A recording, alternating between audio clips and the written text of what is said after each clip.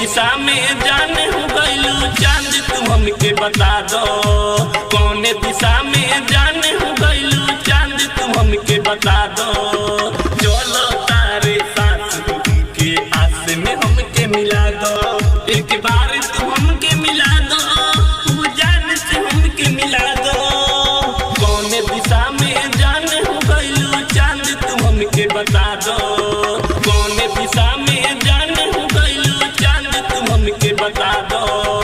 चलो तारे साथ के आस में हमके मिला दो। एक बार तू हमके मिला दो, तू जान से हमके मिला दो।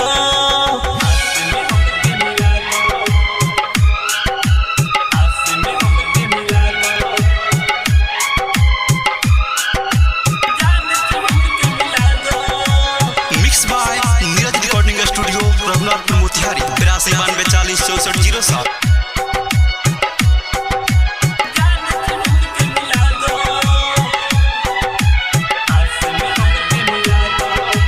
ताल तलैया पेड़ पतैया सब मजा के उड़ावे।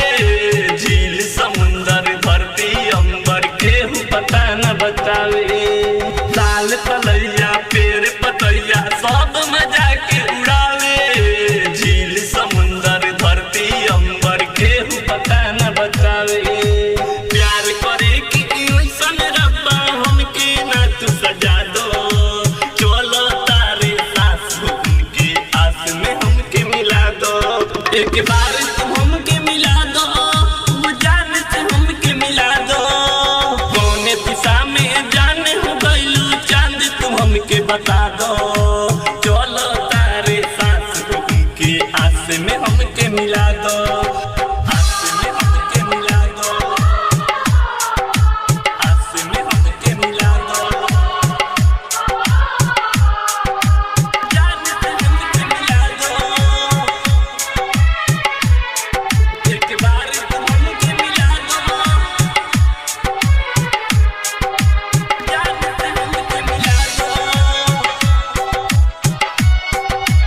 आस में हमके मिला दो।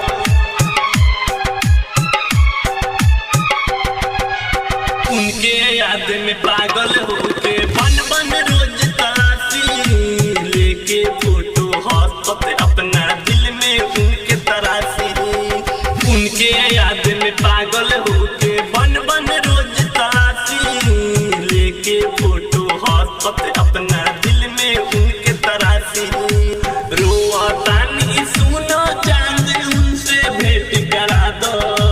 चलो तारे साथ उनके आस में हमके मिला दो।